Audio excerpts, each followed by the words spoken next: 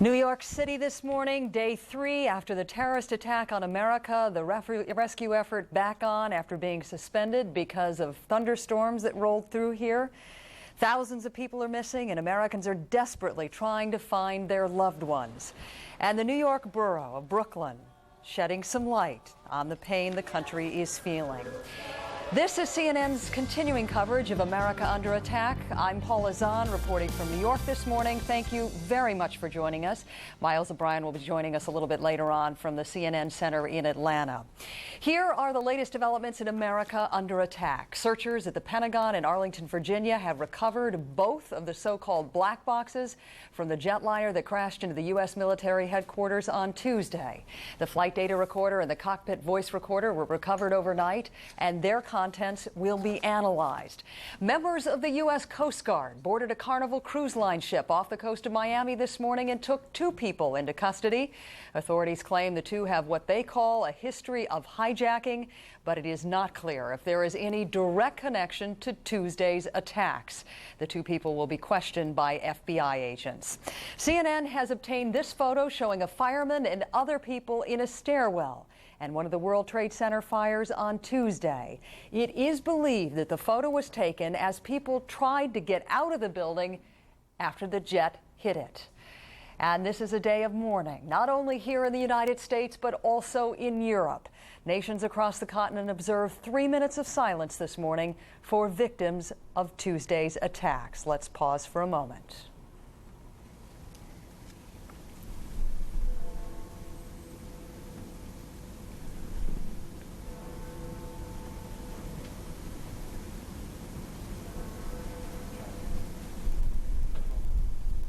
We were just looking at a picture of the House of Commons from London earlier today. Citizens of 31 nations worked in the World Trade Center in New York, and many of those people are among the missing. Just a quick recap here this morning on what's going on in Manhattan. I mentioned a little bit earlier on. We'll try to get a shot up of the continuing rescue efforts down there, but they were suspended for several hours because of a thunderstorm that rolled through here. Great concern that the towering cranes that are being used in the cleanup effort could get hit by lightning. There are going to be spotty showers all throughout the day. We are told, as I just said, that the rescue efforts are back up in a more limited way than they were at full bore yesterday. All airports here remain closed indefinitely. As you know, the city is getting prepared for President Bush to visit here later today.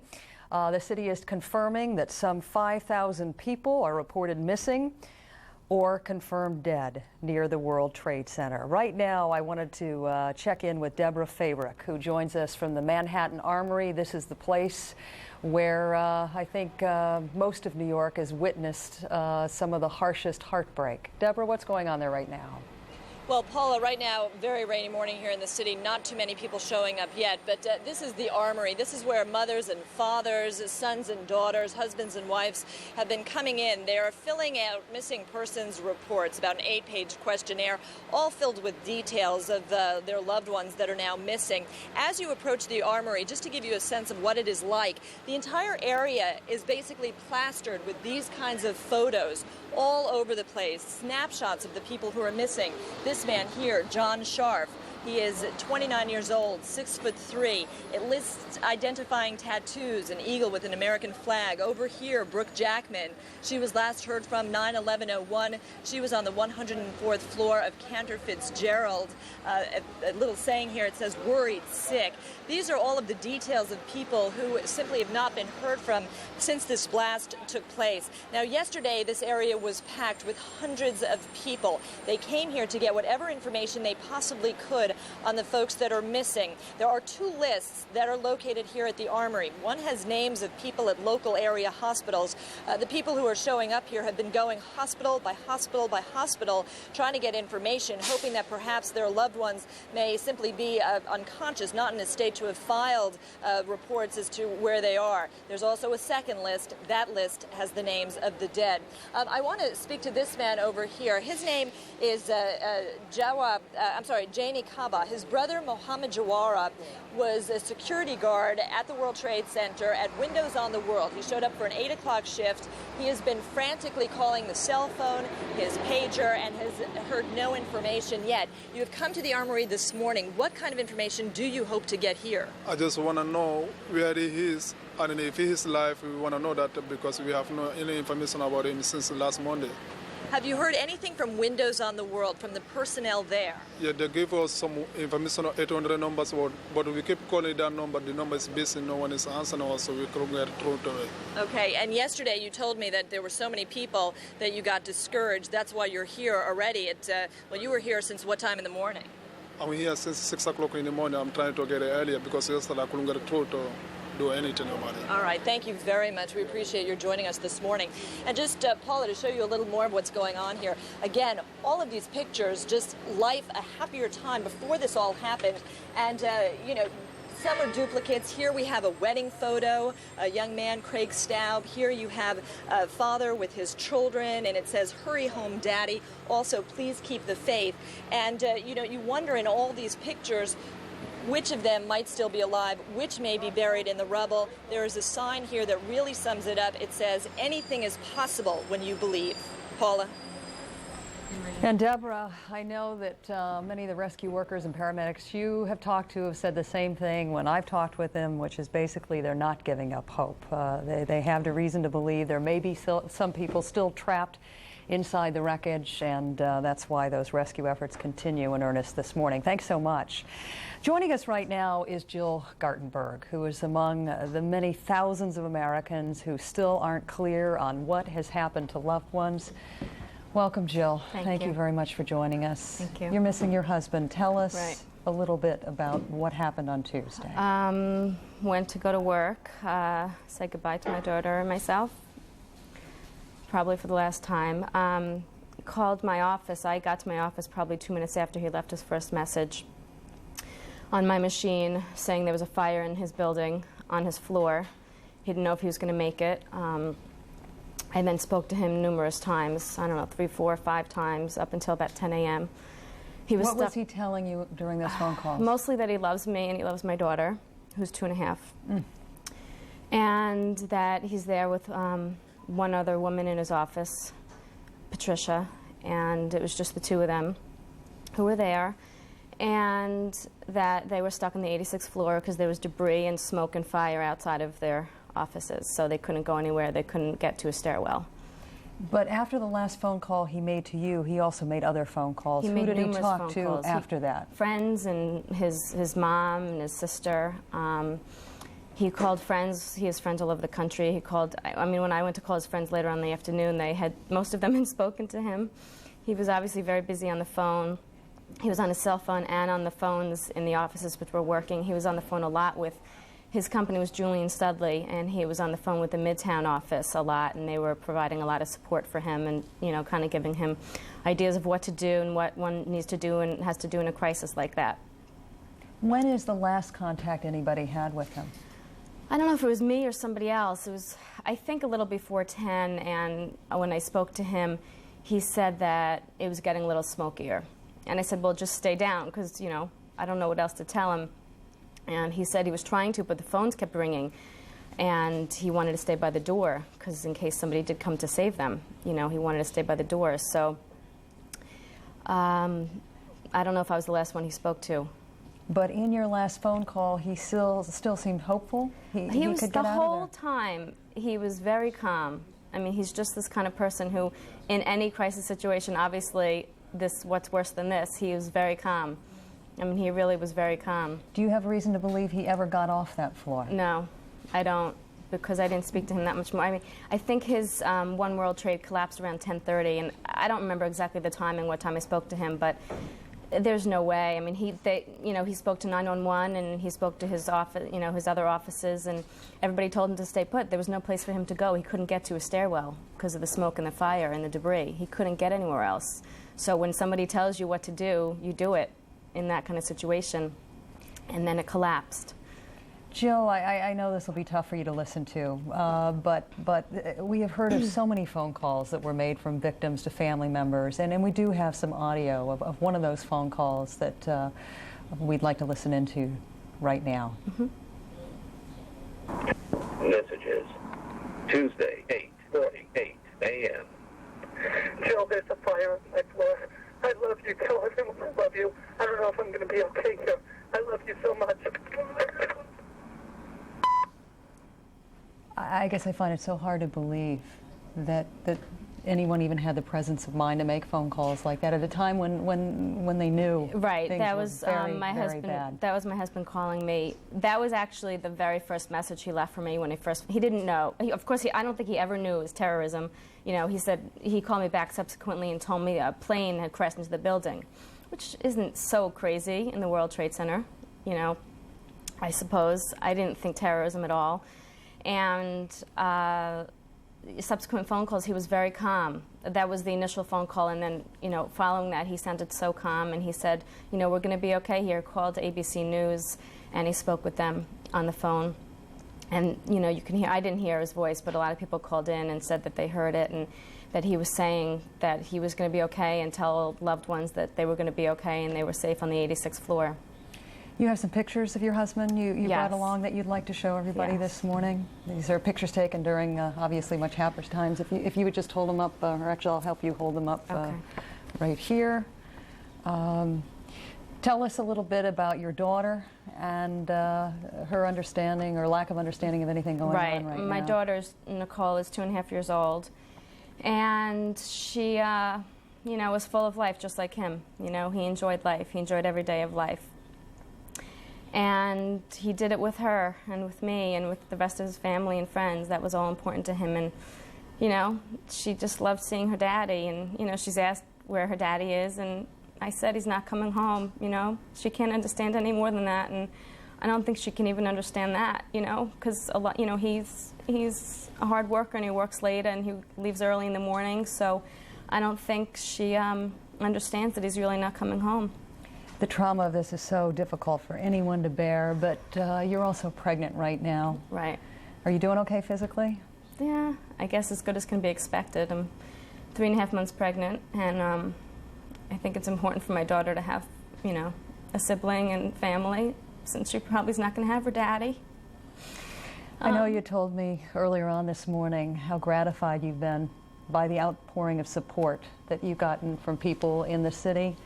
Before we let you go, tell us a little bit about that, because there are so many other families that find themselves in this same horrific state of unrest. And in your case, you don't have limbo, but there are thousands of families that do. Right, right. I've obviously watched other interviews of other people, and I say, God, I feel bad for them, but wait, I feel bad for me. And I went to a temple, at my temple, Shara Tefillah. They had a special service held the other night.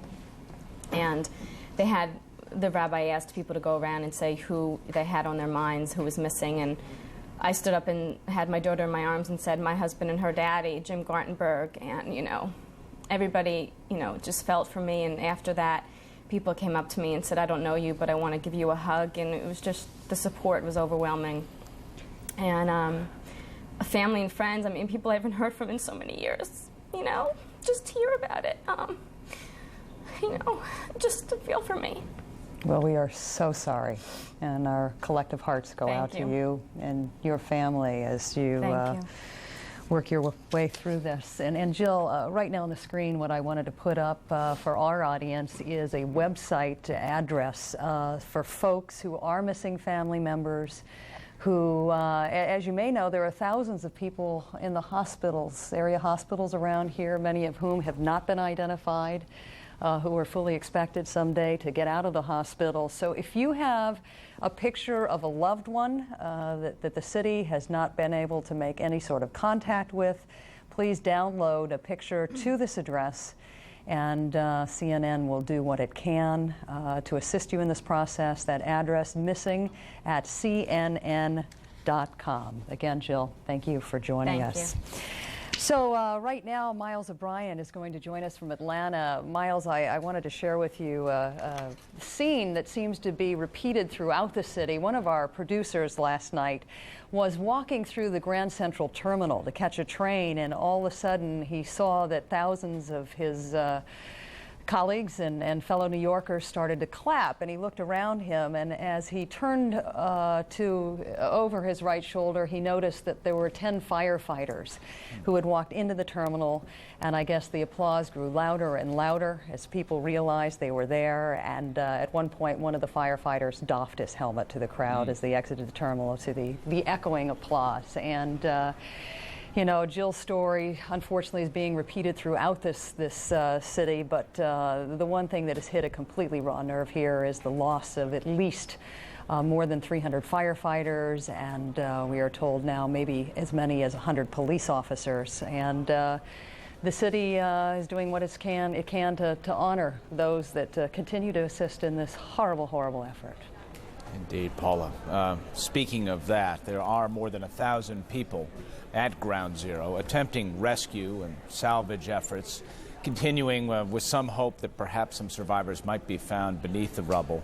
It was a difficult night, to say the least. Already, of course, an incredibly difficult challenge, but the weather did not cooperate. A series of electrical storms came through New York overnight, forcing those workers to cease and desist for a little while. CNN's Martin Savage has been monitoring the situation there. He joins us from Lower Manhattan. Martin? Morning to you, Miles. We are in the area of Reed and Greenwich Street. For those who are outside of New York and aren't familiar with the area, we are about 2 blocks away from Ground Zero.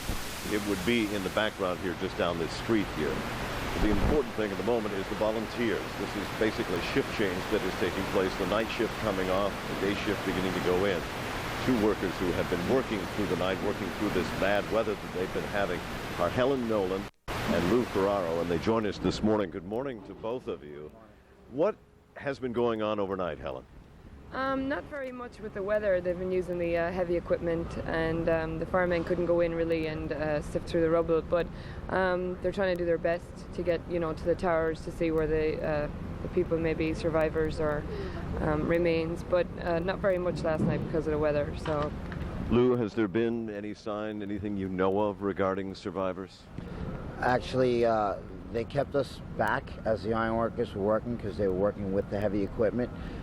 We've heard rumors of people hearing knocking and such things as that, but from where we were, we don't know. And we've gotten to a point by hand that the only way the next level is the heavy equipment. So, you know, it's very frustrating standing there waiting to go back in when you can't. So. You were describing to us the use of buckets and how it's instead of the heavy equipment that's going in now, it was almost work by hand. How did that go? We followed the fire department's lead. Everything was behind the fire department. They knew what they were doing. We would make a chain in and out of piles, whichever area we were supposed to work. One line of people for buckets going in, and then they would fill them up with rubble, debris, whatever, and another line going out into a pile. Then they would pick it up into a truck and take it away. They were trying to do as little small pieces as possible to see what they were picking up. They had to look at every little thing, but as fast as possible. Until, like I said, they had to get the heavy equipment in, at which time they moved us out. Helen, you're an emergency medical technician by training. You work for the city. You've obviously seen bad things. How does it compare to what you see now? This is like nothing I've ever thought I actually would see. There's no words to describe it. I just, you know, my heart goes out to the families. I have to say the Red Cross and the volunteers are doing a great job. They have food there all night. The firemen are exhausted and they're continuously working. The police department, everybody. I mean, everybody is just doing a magnificent job. And even New Yorkers themselves are going out of their way to be nice. I mean, they're waving and, you know, thanking people on their way home and applauding, and it's just, it's great. But definitely shock and disbelief. I mean, I never thought I'd see anything like this, you know, ever. You've been working straight through since Tuesday. Yeah. You go home now and you have your own family. What will you do?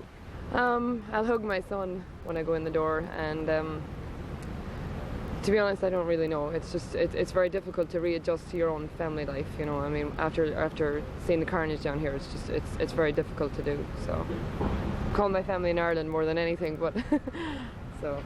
Lou, what do you normally do when you're not here, obviously? I run my own business. I sell beverages. That's what got me down here. I donated a couple of pallets of water, and I asked if I could help a couple of days ago, and they were looking for all the help, you know, they could possibly get. So I've stayed. I'm going to go home. Like, I have 3 children, spend the day with them, sleep a little bit, and come back at like 3 o'clock and do it all over again. Why did you feel that you had to go beyond donating to actually getting in there? Something told me I had to be here. I'm sure with the amount of people that are lost, it's people I know. And even if not, I mean, it's unbelievable. I was just talking to a gentleman, a police officer from Utah. They've been driving 38 hours straight, Chicago, all over the country. Everybody needs to be here. It's for all of us. It's for my kids, and that's why I'm here. Lou, Helen, thank you very much. Thank you for your work as well. There are officers and volunteers that have come from all over. We were just through a checkpoint.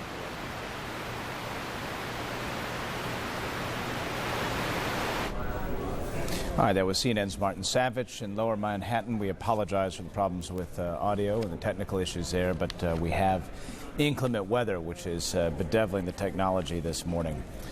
Moving on this morning, where are we headed? All right. Meanwhile, the investigation of the crimes is hitting full stride, and here in the U.S. and around the world.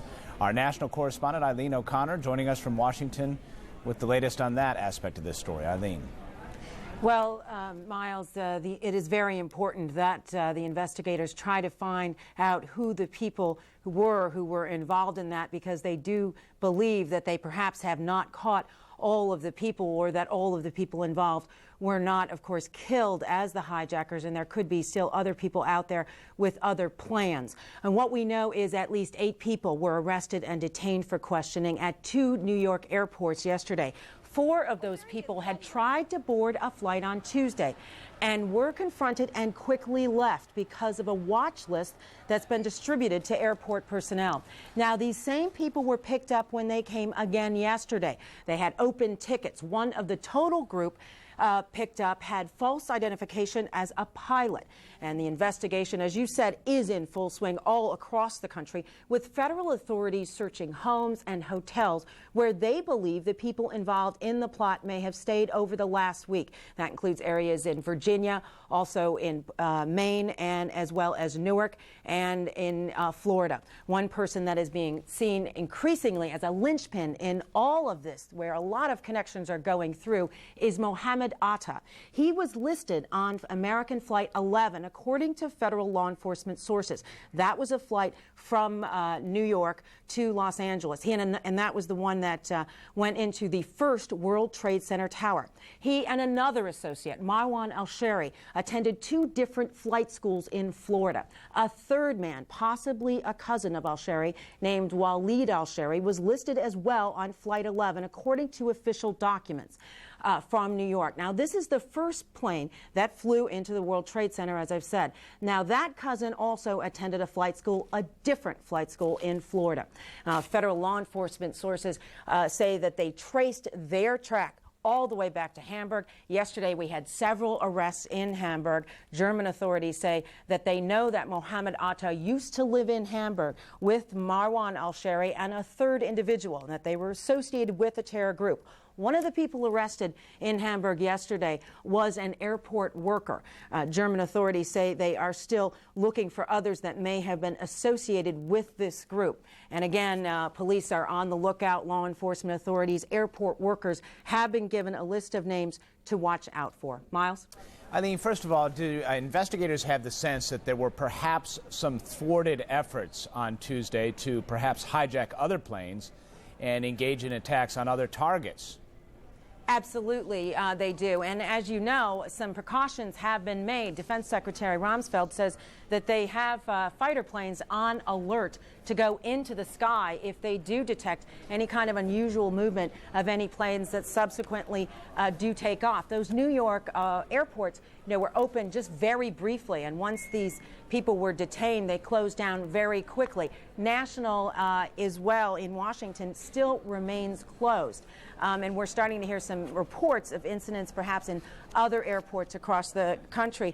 Also, you know, there is the security measure that was taken by the White House in putting the Vice President, Dick Cheney, up at the Camp David. It's very clear that federal authorities are being very cautious in the reopening of these airports, and that they do believe perhaps that there are other members of this group, other members associated with this plot, that still could be out there and still could be planning other things. Miles? Given the number of suspects, the number of locations, initially it might strike one as kind of odd that intelligence personnel didn't have some indication this might have been brewing, but I suppose it is possible that each of these distinct units didn't know about the others.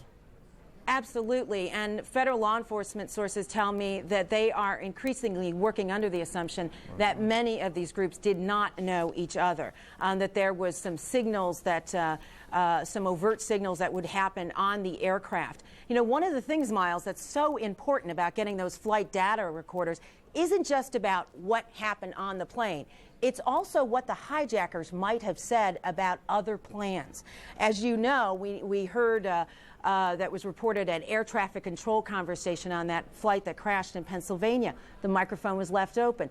We heard that one of the hijackers was heard to say that they had other planes and they had other targets. Federal law enforcement very interested in talking to all those people that had cell phone conversations with families.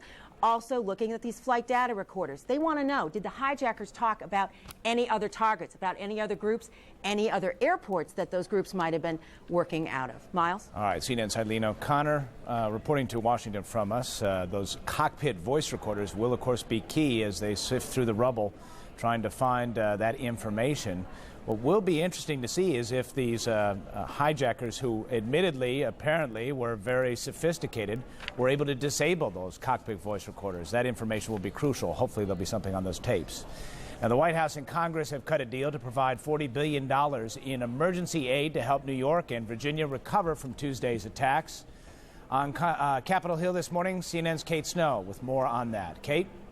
Good morning, Miles. Congress today expects to vote on this emergency spending bill. Late last night, the Speaker of the House was meeting with Mitch Daniels, the economic advisor from the White House, and also the two senators from New York, trying to work out some of the language of this $40 billion bill. The White House, according to sources, wanted unfettered access to all that money so they could spend it as they see fit. Some on Capitol Hill are a little concerned about that. They want more control over this money. But the bottom line is, yes, it will be for $40 billion. We'll vote today or early this morning to appropriate this emergency supplemental. It's essentially $40 billion, $10 billion to be used for intelligence and defense purposes, $10 additional billion which will be used at the discretion of the president, who will have 15 days in which to submit to Congress his list of requirements, and then $20 billion to what you would call local aid to New York, Virginia, and Pennsylvania to cover their costs as it relates to the domestic expenses, public safety, humanitarian, the search and rescue missions that we are watching the images of on CNN all day. Now, ironically, much of the detail of this language and this bill was worked out on the east lawn of the Capitol yesterday. You see here members evacuating the Capitol. This happened last evening as negotiations had been going on about the budget and about this emergency spending bill.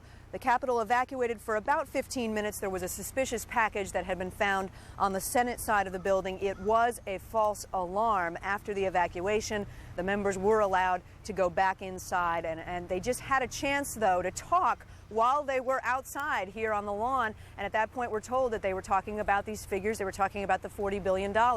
And Miles, just to give you a little perspective on how much money we're talking about here, on Tuesday, before the attacks ever occurred, the House was set to take up a measure regarding defense spending. This is what they were going to do on Tuesday. And there was $18 billion in that bill that the president wanted to spend on defense that everyone was arguing about. They were very concerned. There were some Democrats who said it would break the budget. Miles, that's $18 billion they were arguing about. Now they're going to spend twice that much in one day, and that's just an initial figure to get some help and some relief. Miles. As Minority Leader Dick Gephardt said yesterday, this is not the time to talk about the budget, but eventually the bills are going to have to be paid. When will the day of reckoning occur, Kate? all we can tell you, Miles, is not yet. I've talked to a lot of members about this, and they keep saying, look, right now we're unified. Right now we're working on matters of absolute urgency. Down the road, we can worry about the accounting. Miles. CNN's Kate Snow on Capitol Hill. Thank you very much. If you have a question for CNN, we invite you to head to our website. It is located at CNN.com, the AOL keyword, CNN. Just click on Questions under the Resources tab. Fill in your question. And then it will get to us, and watch for the answer right here on CNN as we continue our coverage. Back to Paula in New York. Thanks so much, Miles. I wanted to show you a picture now of what the rescue efforts look like at this hour. I mentioned earlier on those efforts were suspended for a short time in the middle of the night after some severe thunderstorms rolled through here. Obviously, great concern that these high cranes that are being used in these efforts would make some powerful lightning rods. But the painstaking process is back on at a time when the mayor of this city is confirming that some 90 bomb threats were reported in the city, all over the city yesterday, all of them false. Schools back open here today. The markets, of course, major markets closed today, expected to open again on Monday. All of the major airports here closed again today. The president, of course, expecting to arrive after the national prayer service that will be conducted at the National Cathedral in Washington.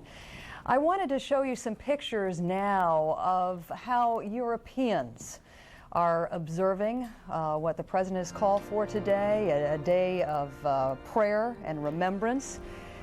This is the cathedral you might remember where Princess Diana and Prince Charles were married. I am told the cathedral was absolutely packed. This is the kind of support you're seeing all over Europe this morning. There have been prayer services in Croatia and Albania. And at one point early this morning at 6 a.m. Eastern Time, New York, citizens of most Eastern and Western European nations observed 3 minutes of silence to honor the many innocent victims of these multiple terrorist attacks. Let's pause for a moment.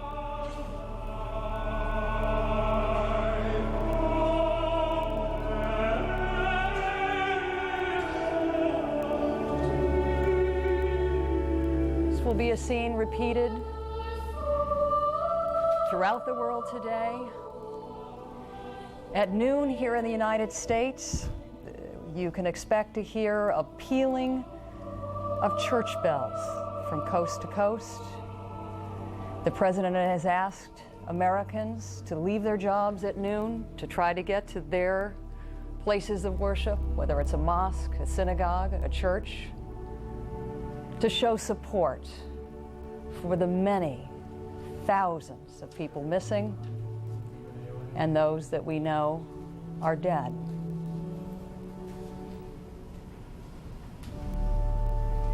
One of the companies we expect to be most affected by all this is the Cantor Fitzgerald firm. This is a firm that was involved with bond trading. We know that 1,000 of the 2,300 people that work for the firm were on the top 4 floors of one of those World Trade Center towers. It appears now that the group may have lost hundreds of employees in Tuesday's attacks. Peter Viles, one of our correspondents, is taking a look now at the desperate search for survivors and talking about the horror that many families are experiencing this morning as they deal with the cold, harsh reality of what has been handed them. Let's listen. It is the saddest vigil you can imagine. Scott Hazelcorn's parents. It's not even revenge. I mean, I just want to hear my son's voice. Members of Jun Koo Kang's church. We all pray every night. John Perconti's wife, expecting their child in December. He called me at 10 to 9 and said, our building has just been hit by a plane, turn on the news. And I changed the channel and I saw what happened. And I said, oh God, John, please get out of there safely. And he said, I love you, I have to go. What links these stories is that all the missing worked at Cantor Fitzgerald, all above the 100th floor of the North Tower, the first one hit. Cantor is not a glamorous firm, but it is crucial, one of the world's largest bond trading firms. 1,000 people worked up there. Fewer than 300 are accounted for, but it is not clear any of those now safe were on the top floors Tuesday morning. I don't think anybody got out at this point, but we pray for miracles. Scott Hazelcorn's parents suspect that their son did not run for his life. He didn't care about himself. He only cared about We said his friends. if Scott was there and he was getting out, he'd probably help everybody up in front of him. That's the kind of kid he was. They gather at a city-designated center for relatives of the missing on 26th Street, where trees have become pleas for help. And further uptown at the Pierre Hotel, a gathering site for Cantor Fitzgerald families. I don't think the company has the information that we need. I think they're sharing everything they know, but we have not heard of one survivor. We've not been able to validate any stories that we've heard. There are official clearinghouses for information on the missing, and Cantor Fitzgerald is using them, but these friends and family members are convinced that any extra effort they can make on behalf of their loved ones is worth making. Peter Weil, CNN Financial News, New York. Across the country, Americans are finding ways to express their grief and their support for the victims of Tuesday's attack. Crowds turned out in Brooklyn last night for a candlelight vigil for the victims. Chicago showed its support by lighting up the Merchandise Mart in red, white, and blue. A Red Cross blood drive is scheduled to begin there in just a couple of hours.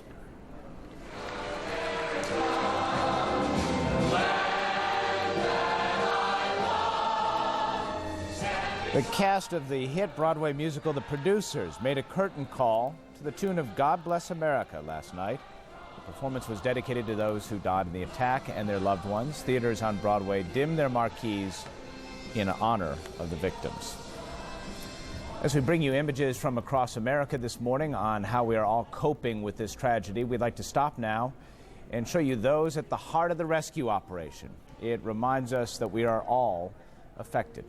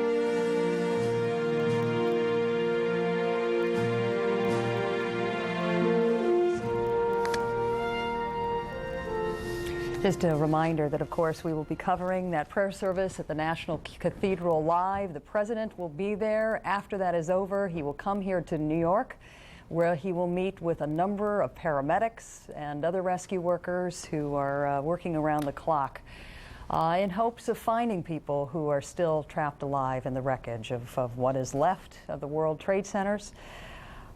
Very quickly here, I want to bring you up to date on some of the latest developments. Here is what we know at this hour. At the Pentagon, both flight data recorders, or so-called black boxes from the hijacked plane, have been found. In the search for those responsible for the attacks, the U.S. Coast Guard detains 2 people aboard a Carnival Cruise Line ship off the coast of Miami. The detainees have, quote, a history of hijacking. Also earlier today, sources tell us the White House and Congress struck a deal on a $40 billion emergency aid package for New York and Virginia. That is twice what the president had asked for. The president saying, no, he will spend what it takes to help the folks that were hurt very deeply in these attacks, and the world grieves with the U.S. this morning. Europeans observed 3 minutes of silence for the victims. Today, the U.S. comes together, as we mentioned earlier on, for a day of prayer and remembrance. More on that a little bit later on. We would like now to correct a report that appeared on CNN based on information from multiple law enforcement sources. CNN reported that Adnan Bukhari and Amir Bukhari of Vero Beach, Florida, were suspected to be 2 of the pilots who crashed planes in the World Trade Center. Well, CNN later learned that Adnan Bukhari is still in Florida, where he was questioned by the FBI. We are sorry for that misinformation. A federal law enforcement source now tells CNN that Bukhari passed an FBI polygraph and is not considered a suspect. Through his attorney, Bukhari says that he is helping authorities. Amir Bukhari died in a small plane crash earlier this year, or actually last year. Miles, before I hand this completely over to you, I wanted to share with you a little piece of information we've just learned, and it's positive. Miles, did you see that piece on the horrible toll this has taken of the Cantor Fitzgerald Bond Company? I did.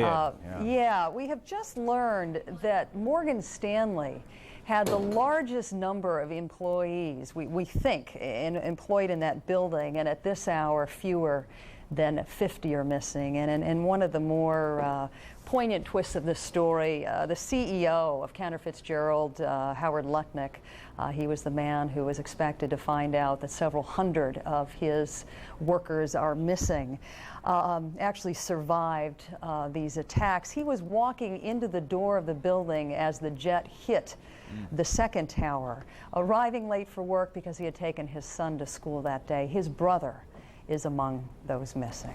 So many stories of fateful decisions, you know, a few footsteps away from disaster. And we invite for those of you out there who have missing friends or family members and who are desperate to learn more, to send your pictures to us. Missing@cnn.com is the address, and we're going to get those posted on the internet so that those pictures can be shared. There are websites out there as well where this information is being shared. And of course, there are hotlines available in New York, lists at the Armory available as New York tries to piece together what is obviously a very foggy situation, even now on day 4. Elizabeth Cohen, our CNN medical correspondent, is here, is with us now. She is at that Armory in Manhattan, or was at that Armory yesterday. And let's bring her story to you now. And I have here with me Vinny Kamaj, whose father, Rocco, was in the World Trade Center. And can you tell me where he worked and when your family last heard from him? My father was a window washer on Tower 2, the observation deck. He worked the rig outside. He last called us at 9:15 a.m. from the 105th floor, where he said there was 200 to 300 people just on that floor waiting for them to be told to head down. And did he say that he was heading down, or did he feel safe?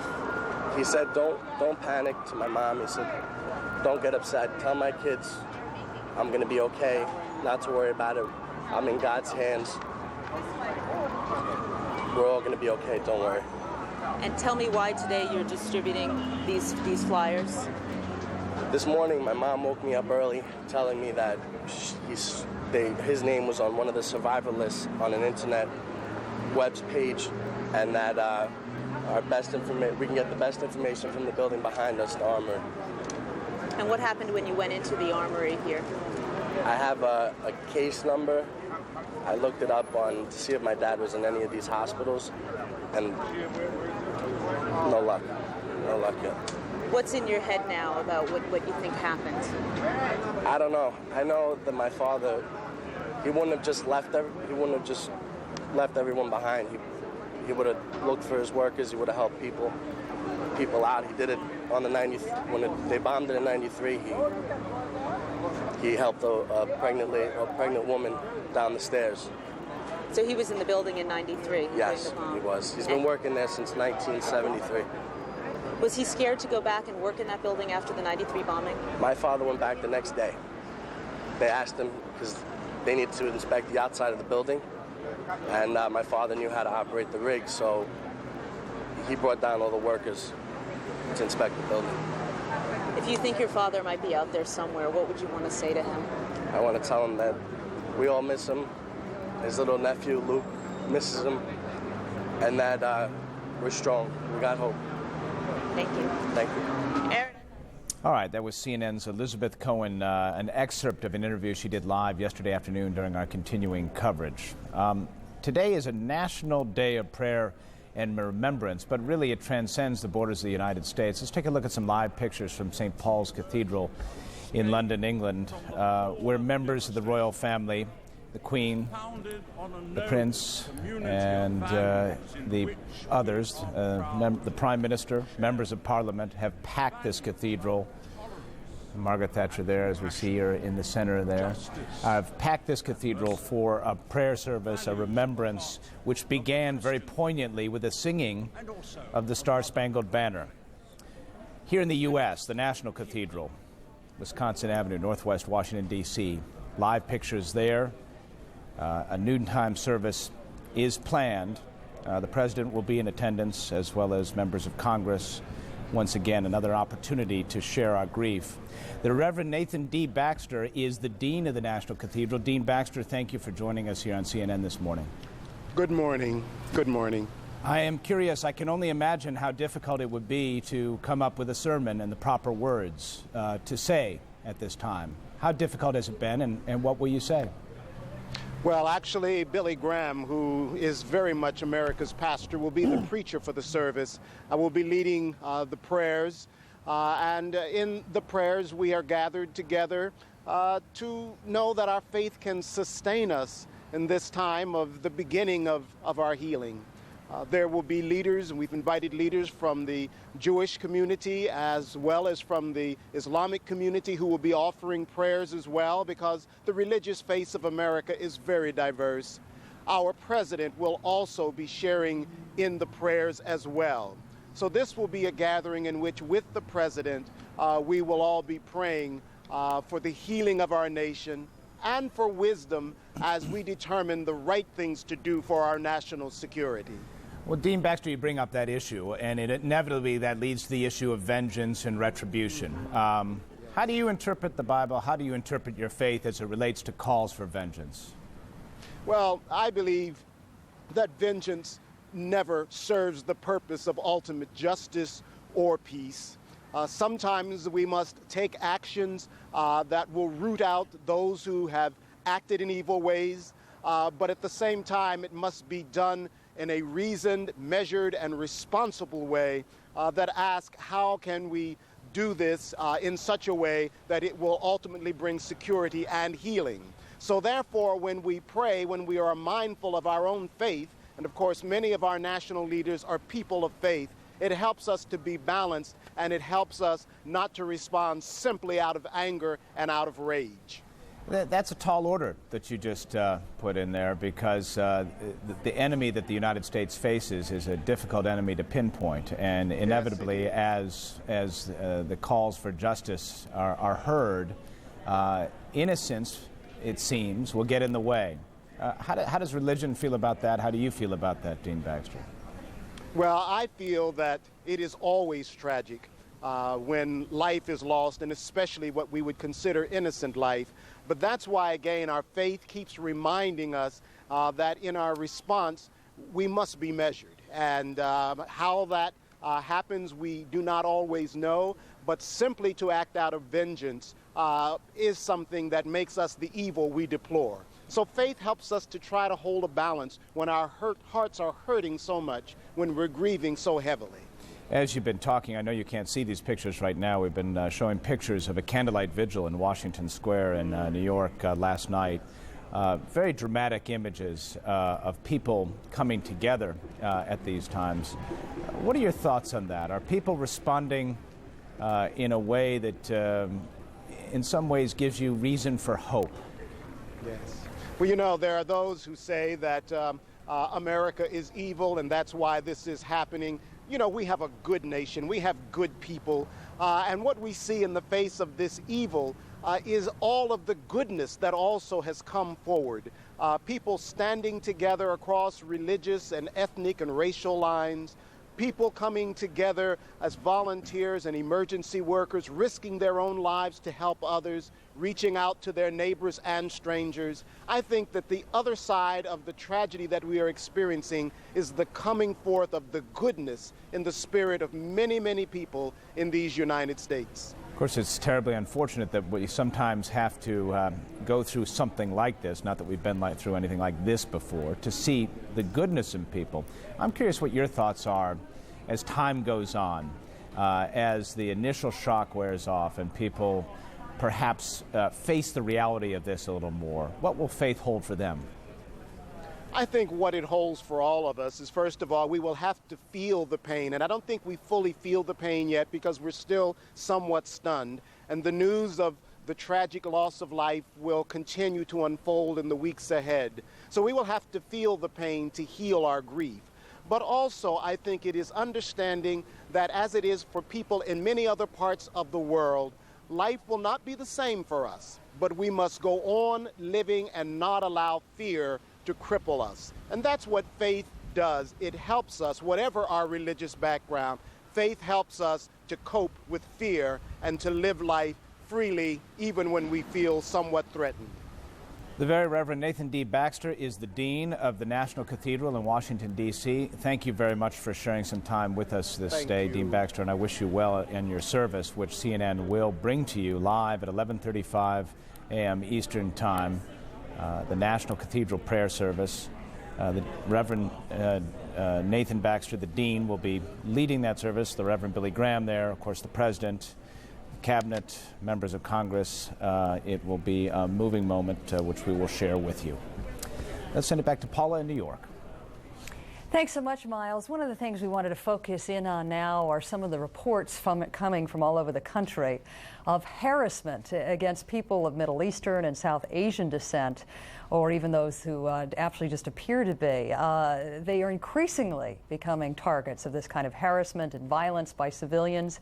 There have been reports of this happening from Texas to Chicago to Long Island. There have been reports of arson, personal attacks, and the police stopping men in Middle Eastern-style head coverings. A firebombing of a mosque in Denton, Texas, and attacks on 2 others are among those incidents.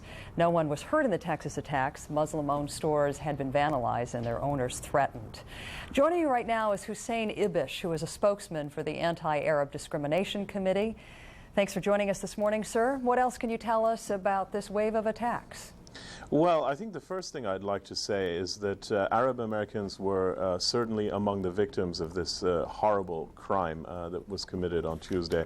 There were several hundred Arab Americans working in the World Trade Center, and we have all been attacked, all of us as Americans. Now, unfortunately, as you're pointing out, some of our fellow citizens are turning towards those of us of Arab ethnicity or Islamic faith and pointing the finger of culpability in our direction simply because of our ethnicity or our religious identity. It's very unfortunate. One of the most serious attacks, I think, was a shooting in Indiana. Masked men entered a gas station and opened fire on two Yemeni American clerks there, and thankfully they were behind bulletproof glass, and so they weren't hurt. But I think it was kind of very fortunate that they weren't hurt. And what I can tell you about the attacks is that we had over 30 documented cases of physical violence on Wednesday alone. Yesterday, the number of attacks became, I think, countless, and we're still working very hard to corroborate and tally those attacks. But basically, people are being harassed and assaulted and beaten all over the country. No one has died yet, and I certainly hope that that doesn't happen. But it's still the case that too many Americans are channeling their understandable rage, a rage we all feel, against fellow citizens at a time when we should all be coming together to deal with this national nightmare. Let me ask you this. Secretary of State Colin Powell said yesterday, publicly for the first time, that Osama bin Laden is a prime target for these multiple terrorist attacks. Is there any indication that, although that has been vastly speculated, that that has led to any increase in this kind of attacks overnight? No, I don't think that it hinges upon what government officials say or don't say. I think it comes out of, I think these attacks are spontaneous. I think they come out of the anger that we all feel, and some people, unfortunately, don't know how to focus their anger and have given way to raw prejudice and blind hatred.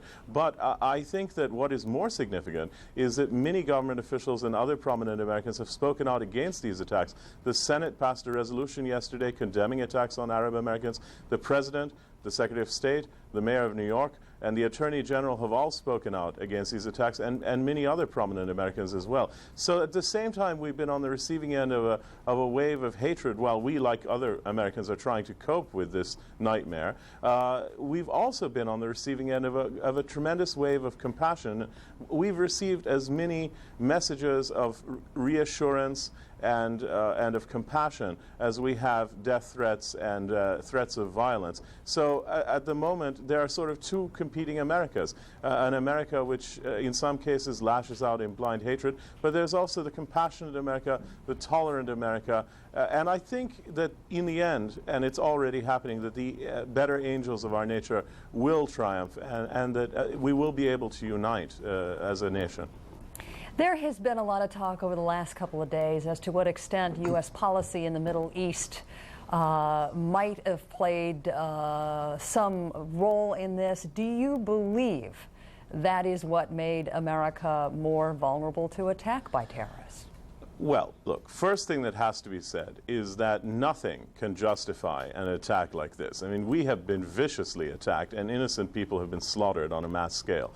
That said, I mean, I do think that the motivation has its roots in American policies, in American behavior, in the perceptions of some people of an unfairness of the United States. But, you know, I mean, I think that that perception is held by many people around the world, including in the Middle East, and by many Americans as well. All right, but so most Mr. people, Hussein, hold on, hang on 1 second. So it wouldn't surprise you then, in an interview with King Abdullah that I had 2 days ago, that he said, had some sort of peace accord been reached in July of the year 2000, this might not have happened.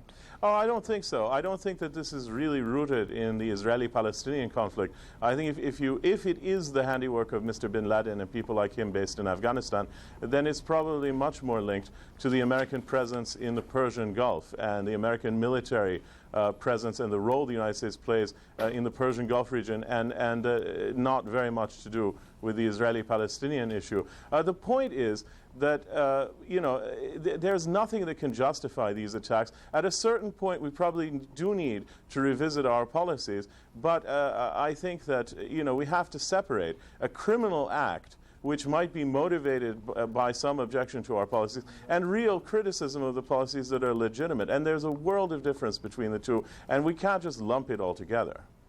We're going to have to leave it there for this morning. Hussein Ibish, thank you very much for your time. Appreciate your dropping by. It's great to see you again. Thanks.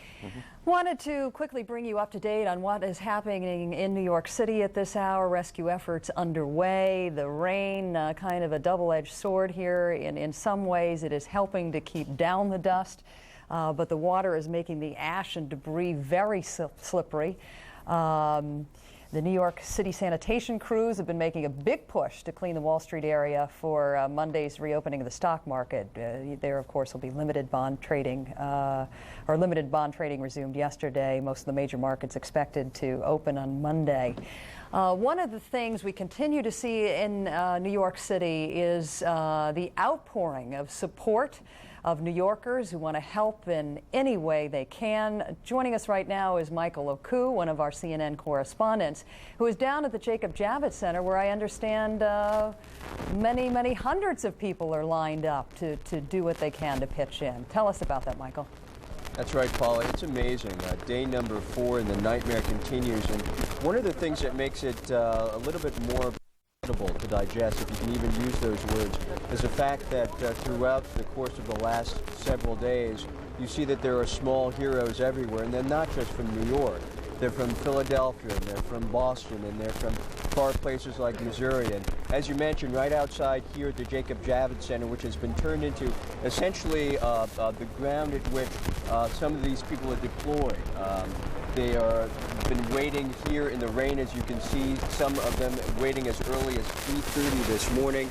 They're construction workers, and they're electricians, and they are metal and steel workers. A lot of these people needed to essentially shore up some of the very insecure ground near Ground Zero, and to construct and to get some of the electrical equipment working, and to get the electricity working, which in much of Lower Manhattan is not working at this point. Paula?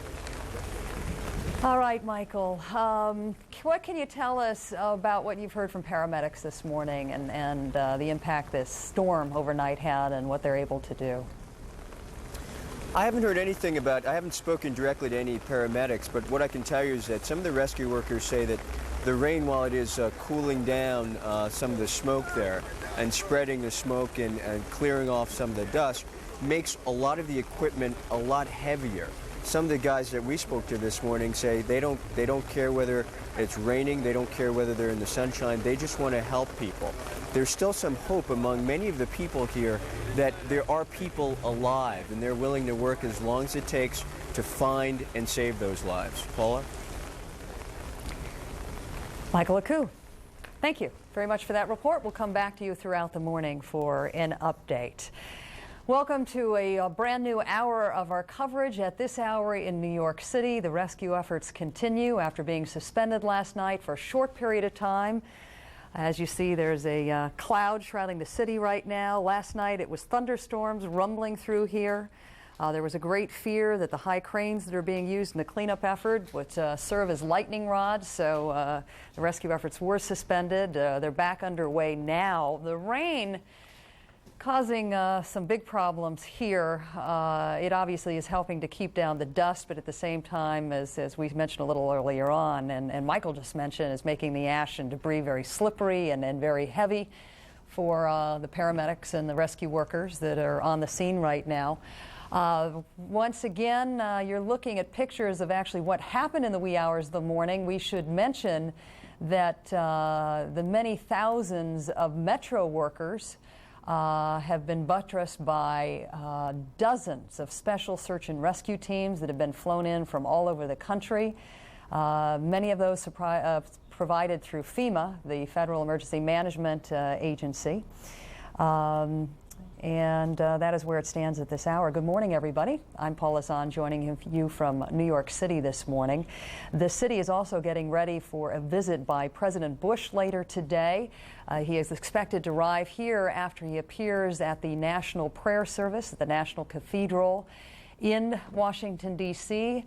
The president has asked for us all to honor those that have been injured, those that have been maimed, those that have been killed today at noon. This service will take place at 11:45 in Washington. We will be covering it live. At noon throughout the country, you're going to hear a pealing of church bells from coast to coast. The president has asked companies to allow workers to go to their individual places of worship, whether mosques, whether synagogues, whether churches, to honor those that whose lives have been drastically changed by these multiple attacks, and those, of course, who have lost their lives. The mayor of New York City now saying at least 4,700 people are missing at this hour. The known death toll nearing the 100 mark. Among those, some 300 or so firefighters and many police officers. Right now, we're going to go down to the Armory, which is where a lot of heartache is being experienced at the moment. That's where we find Hillary Lane, one of our CNN correspondents. Tell us a little bit about what's going on there right now. Hi, Hillary. Oh, hi, Paula. While the rain may be making things so much more difficult downtown, it's not hampering the efforts of the people who are coming here, desperate to find any information they can on the people whom they loved so much. I'm standing outside of the Missing Persons Bureau. It is a giant armory that has been converted for that purpose. And this morning it opens up about 8 o'clock. There is already a short line of people who either were not able to make it in yesterday or who have come back with more information. One of the men I spoke with, the second in line this morning, says he was here on Wednesday when this Missing Persons Bureau opened for the first time. He's come back. He has brought with him dental records and a hairbrush. And obviously those are items that could be used for DNA identification purposes. The city of New York gearing up to do thousands upon thousands of DNA tests. Told me a little bit about what happens inside the armory after the people who come here to file missing persons reports fill those papers out, 8 pages in total. They're then each matched with a police detective, and they give all sorts of information. They're asked for names of dentists, again, for DNA identification purposes, if that becomes necessary, as well as a variety of other personal questions. I have here with me Stanford Chan, who was in the armory yesterday and can tell us a little bit about what happened inside when he filed that report. Tell us a little bit about what the detectives were asking you for in terms of personal identification information. Basically anything that has to do with them physically, and particularly that day, what they were wearing. If you have any information regarding dental records, like you said, that's important to bring with you. Any identification marks on the body, whether it's earrings or anything. They're pretty detailed in terms of what they're asking, so. Yeah. Okay, Stan, you have brought a picture with you. You are looking for one of your best friends. Just tell us a little bit about him. I know his wife was not able to make it in, which is why you're here today. Yeah, his wife Stacy is home right now. She's 9 months pregnant, and she's doing all she can basically from the Jersey side and the police department there, which has been also cross-referencing with the police department here in terms of any information. Craig and I went to junior high school and high school together, and I'm doing all I can basically here in the city for them and for myself. So. Okay, and I see he was on the 88th floor, and you haven't heard anything from him. When was the last time you spoke with him, or his wife spoke with him? He actually left a message saying that he was okay when the plane first hit. But since then, we haven't heard anything from that. Okay, and we saw you this morning wandering around the streets. You'd already been inside the armory, and now you were making your way to hospital, something you've already done. How does it feel now on the fourth day after, and at what point are you just saying, you know, this doesn't look good? It's getting a little overwhelming. You know, I couldn't sleep, and I'm trying to do all I can and putting the picture up in the hospital right now. But there are so many pictures, and there's just so many people that are still missing. And this rain is just not helping the recovery process. It's making it also very dangerous for those that are already down there. We have a mutual friend that's in the NYPD, and he's been at Ground Zero for the last couple of days. And I've been talking to him as well, and it's a horrific experience down there as well. And this only makes it worse, basically. Well, Stan, thank you. It's a wonderful thing you're doing to get out and put the posters up and keep pressing on. Thank you for your time. Thank you. Yeah, thanks. And Paula, let me just tell you one other thing. I was out here a good part of the day yesterday, and people were coming up to us with posters. Anybody who would listen, anybody who would look, putting the posters in our face, just talking about these people, trying to get the pictures out. And it was really turning to desperation as people are beginning to realize that so many days have passed and the chances are so slim. Back to you. I tell you, Hillary, you watch some of those conversations you've had, and we had a guest here earlier this morning, and you hear what they have to say, and you don't even know how they can stand up today. What they're having to endure is just absolutely unthinkable. We're going to show you a picture right now of St. Paul's Cathedral in London, where Prime Minister Tony Blair is meeting a number of parishioners who have just left a prayer service there in honor of the innocent Americans slaughtered here in the multiple terrorist attacks. I'm told the Prime Minister did speak at the service. This isn't the only service going on in Europe. There have been prayer services of this kind throughout that continent. Even in Albania and Croatia, there were special services earlier today, and in fact at 6 a.m. Eastern Time, there were many countries honoring the dead and the injured, and those of us that are still standing with 3 minutes of silence.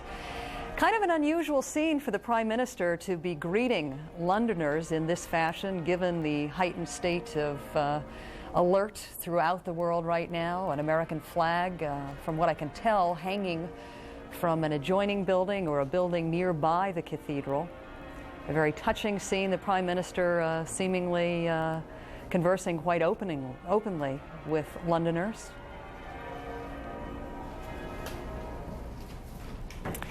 And as we leave that scene, I wanted to bring you up to date on some of the latest developments back here in America. You might have heard that searchers have found both recorders this morning from the jet, that crashed into the Pentagon on Tuesday. FBI agents took custody of the flight data recorder and the cockpit voice recorder from American Airlines Flight 77. Coast Guardsmen boarded a Carnival Cruise Line ship this morning off the coast of Miami and took 2 people into custody. Authorities claim the 2 have a history of hijacking, but it is unclear if they could be directly connected with Tuesday's attacks.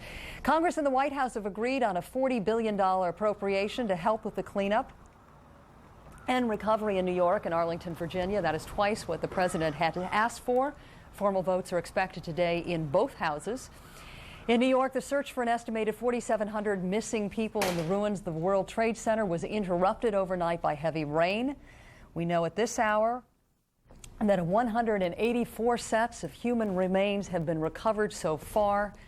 More than 4,000 people have been treated at New York hospitals since Tuesday's attacks. Unfortunately, there are still hundreds and hundreds of families who have no idea where these injured are. And you hear these horrendous stories of families going from hospital to hospital to try to track down those that have survived. A quick reminder that a national prayer service will be held at the National Cathedral in Washington, D.C. later today. Our live coverage of that event will pick up at 11:45. Among those expected to attend, President Bush, our current president, his father, the former president, President Clinton, President Carter, President Ford, former Vice President Al Gore, as well as many, many members of Congress. Right now, we're going to check in with Major Garrett, who joins us from the White House with some more details on what we can expect there later today. Garrett, what can you tell us? Good morning, Major Paula. Garrett. Sorry about that. We've all been operating on limited hours of sleep here, so There's sorry. no doubt. Good morning, Major. Good morning, Paula. A very tall order for the president this morning at the National Cathedral, trying to speak to a nation racked with grief, but in the secular language of politics, not the religious language that so many other speakers will invoke. Billy Graham, often thought of as not only the pastor to America's presidents, but a pastor to the entire Protestant country. There will be other members of other religious affiliations at the National Cathedral, as you mentioned, former President Clinton, former Vice President Al Gore, Presidents Carter, Presidents Ford. Paula, we do not have an official White House confirmation that President George Herbert Walker Bush will be there. When we get that, we'll make sure and bring that to you. We're also expected to see in the audience at the National Cathedral former high-ranking officials from Democratic and Republican administrations of yore as a sign of solidarity.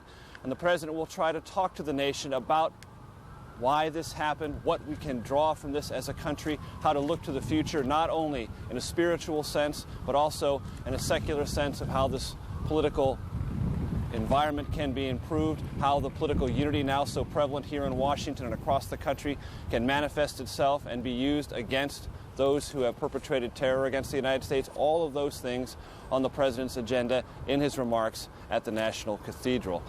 One person who is not expected to be at that prayer service and that service of remembrance, Vice President Dick Cheney. His absence indicative of the very high state of security around the White House. Vice President Cheney yesterday was sent to Camp David, the presidential retreat. Why? so the Vice President and the President of the United States would not be in the same location at the same time. We have some pictures I want to show you this morning, Paula, of the very high state of security around the White House. This morning, as I came into the White House grounds, I was met by police cars, camouflage Humvee military vehicles several blocks away from Washington, police officers, Secret Service agents, federal marshals checking IDs, not only mine, but everyone else who tried to come toward the White House grounds. This perimeter much wider, much more extensive than I've ever seen around the White House in my time covering the White House.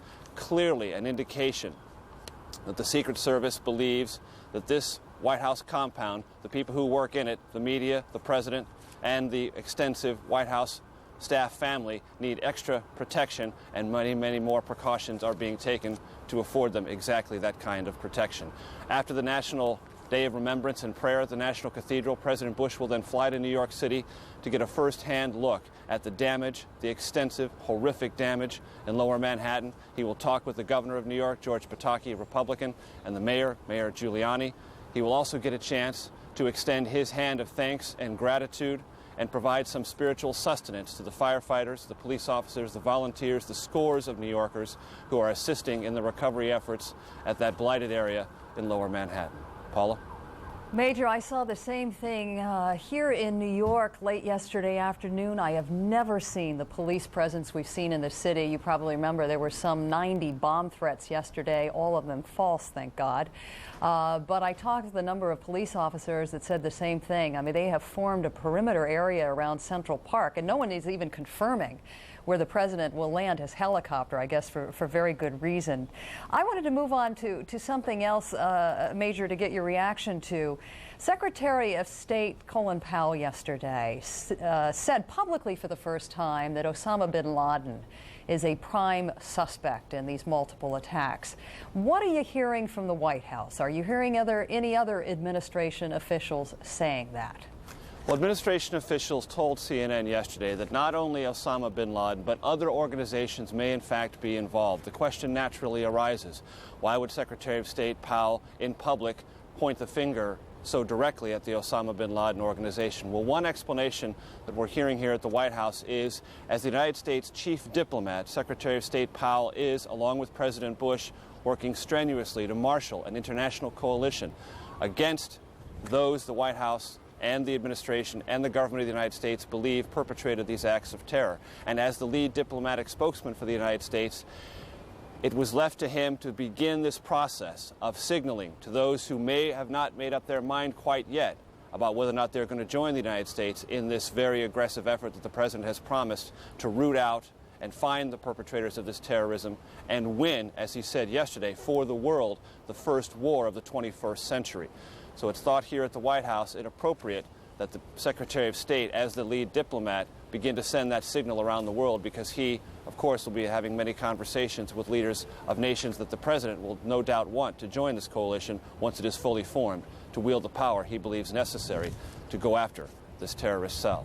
Paula? Major, were you at the White House yesterday when the president spoke briefly with reporters from the Oval Office? I was not, Paula. I was on my way back from Sarasota, Florida. If you'll recall, I was with the president when all of this horrible, horrible news first broke. We were down in Sarasota, Florida. The president reacted. We were able to bring that news to you. The president then took off on Air Force One. The rest of the press corps was left stranded in Sarasota, Florida, so I spent the better part of yesterday on an 18-hour bus ride back to Washington, D.C. I did see the president's remarks, and I can tell you there were two very important themes expressed by the president. Number one, he said he saw an opportunity to do a favor for generations yet unborn in this country and across the world to win this war against terrorism. The White House wanted to send a signal that though so many in America believe the world has changed forever and changed almost entirely for the worst, the president wanted to get out in front and say, no, perhaps not. Perhaps through all of this horror, we can find one unifying goal to change the world for the better, to bring out of this disaster something that might not only benefit this generation, but generations to come. It was a very firm message the president and his administration wanted to send. And also, though this was not necessarily intentional, his emotions were drawn to the surface by a questioner who asked, how is this affecting you personally, sir? I'm sure the whole nation who watched yesterday saw the tears well up in the president's eyes as he said, I'm thinking about the families, I'm thinking about the children, but I also have the job to do, and as the president said, he intends to do it. Paula? Major, I was struck by the very same thing as I watched the president's remarks, and I know what my reaction to that was, and I have heard from many Americans that was oddly comforting to them because they can sense his absolute anger and sense of sorrow about what has happened here. It's worth pointing out, Paula, that this president finds himself in an absolutely unique position in American history. Many, many presidents have had to grieve and had to comfort a nation at the loss of thousands of military personnel. But no U.S. president has ever had to confront so many civilian casualties. Casualties who became casualties for one reason and one reason only. They were American civilians. No president has had to cope with that personal grief, that personal emotional trauma. This president is doing that not only personally, but he's trying to help a nation through it, as well as respond legislatively and internationally to that very, as he calls it, and so many in his administration call it, heinous act. Paula? One last question for you. President Clinton last night saying he was grateful that President Bush had gone through great efforts to get him back into this country. Tell us a little bit about the former presidents who have taken action against some of these regimes and how vulnerable they are and what it took yesterday to get them all safe and secure. Well, Paula, I'm really not in a position to answer that question about President Clinton. It's obvious, though, that extraordinary efforts were undertaken to get President Clinton, who was in Australia, back into the United States and back swiftly. I can't really illuminate the details of exactly how that happened, but clearly President Clinton was gratified that President Bush made all the proper decisions to get him back here. He clearly wanted to be in New York, where he now has offices, wanted to share his own brand of commiseration with those who are trying to assist in the recovery and rescue efforts, and also significantly add his voice of support to this president. President Clinton knows as well as anyone in America how lonely and isolated a president can feel at a time like this, and how much the support across party lines, and especially from someone who used to sit in that very office, can be. And I'm sure he wanted to provide those comforting words, if not in person, at least within the borders of the United States. All right. Major Garrett, thank you so much for the report. Glad you're back in Washington safely. I should add, we've learned that obviously former President Bush shares the same kind of vulnerability President Clinton did because of the actions taken during his administration against Iraq, and he is under the same kind of security watch that all the former presidents are at this hour.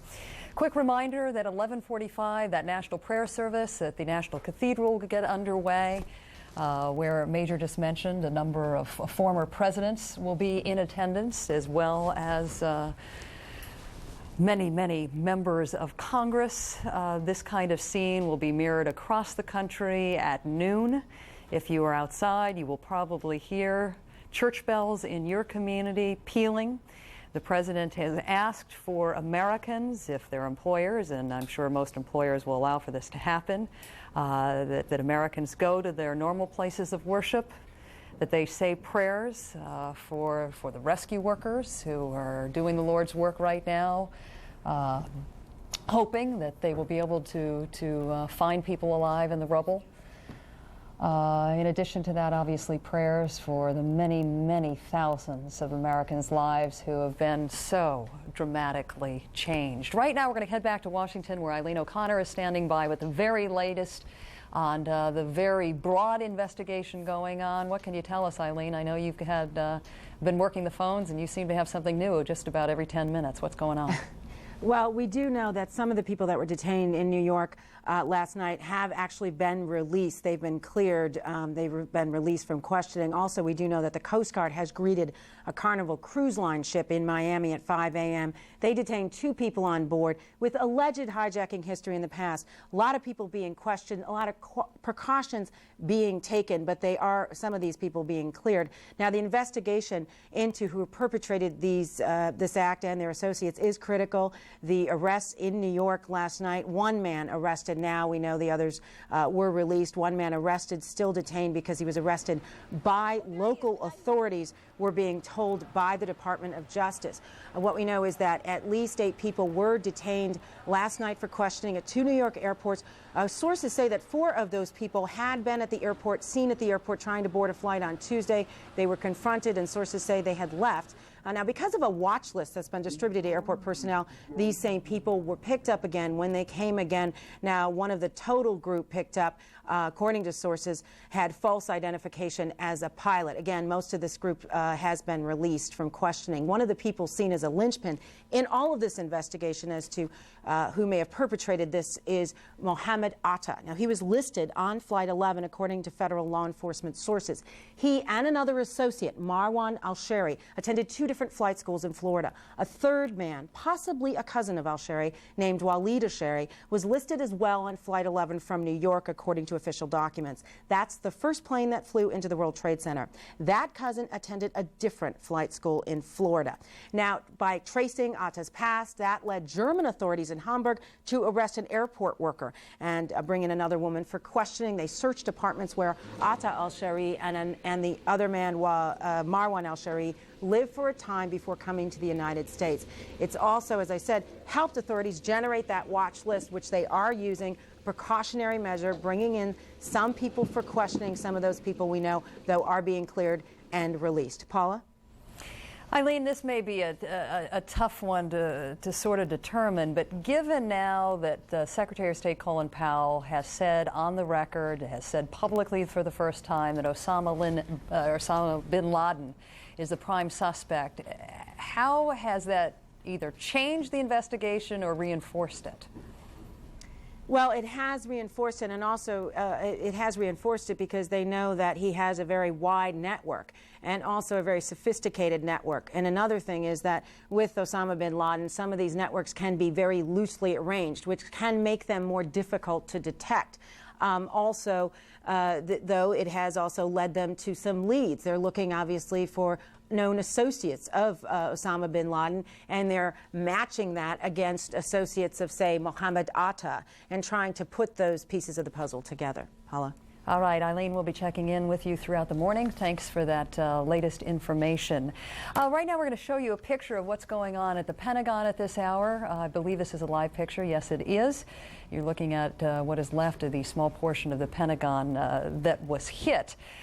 We can confirm for you this morning, and we learned this much earlier today, that the voice and data recorders have been found from the plane, or have been found and recovered from the hijacked jet that hit the Pentagon. A top official with search and rescue units has told CNN that the telltale pings from the black boxes had been heard Wednesday and Thursday.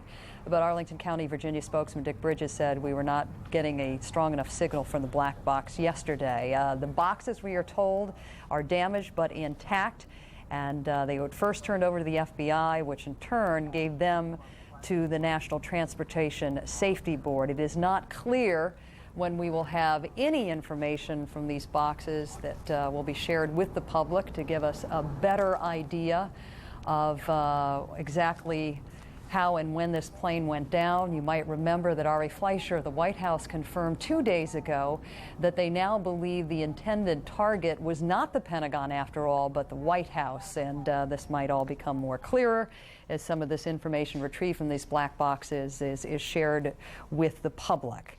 Back to New York City, rescue efforts underway. The rain slowing things down a bit, getting rid of some of the acrid smoke that New Yorkers have been breathing for the last couple of days, but making the rescue scene extremely slippery, making the debris much heavier. And there is great concern, of course, that these working conditions are dangerous, and the paramedics and rescue workers are taking every precaution they can as they go about the dreadful business of trying to find folks alive. Right now, I'm going to check in with Brian Palmer, who joins us from St. Vincent's Hospital. This is the hospital, of course, that was the closest to the World Trade Center Inferno, and where many, many injured were taken. What is the latest from there, Brian? Well, good morning. Weather is indeed a concern here as well. It's day 4 in a New York City transformed both physically and psychologically by Tuesday's blast. Here at St. Vincent's, things are sort of creeping back to normal. You'll see behind me there is traffic. This route has been open. It's one of the main routes downtown. So the state of emergency is no longer in force in this part of town. At St. Vincent's, in the past 36 hours, they have seen a number of rescue workers, but no victims of the initial blast, which is very disappointing to them. I repeat, in the past 36 hours, no victims from the initial blast. They have treated rescuers, including a Detroit firefighter who is suffering from blunt trauma. He's in fair and stable condition at this point. The Greater New York Hospital Association reporting that roughly 3,700 people have been treated in the greater New York area for blast-related injuries. They're going to have new numbers for us mid-morning. They don't expect those numbers to climb much higher. Again, disappointing numbers, meaning they're not pulling as many people out alive as they had hoped. So that's the report here from St. Vincent's. Brian, I have to confess I was getting some information. During part of your report, and I apologize if you're repeating something that you've already said. But we've heard these horrendous stories about family members going from hospital to hospital. I actually have a friend who's been to 13 different hospitals trying to find a loved one. Are you seeing people coming there expectantly to see if one of their own has been hurt? We have indeed. We've seen many family members coming to this media pen that we have here, also coming to the Patient Information Center that St. Vincent's has set up at 65 West 11th Street. They do have lists of people there. The hospital spokesman telling us that people have also been relying on websites which are not official websites, don't necessarily have accurate information. He told us that the Office of Emergency Management here in New York is working to put together a website with patient information, but they are at the moment hampered by some concerns about confidentiality. They can't post all those names until they get the go-ahead from various legal authorities. So we are seeing lots of people coming here, to the patient information centers. But what people are, what the spokesmen are advising us is that they're advising people to go to the Lexington Avenue Armory. That really is the clearinghouse for the best information here in New York City. All right, Brian Palmer, thanks so much for that report. Appreciate it.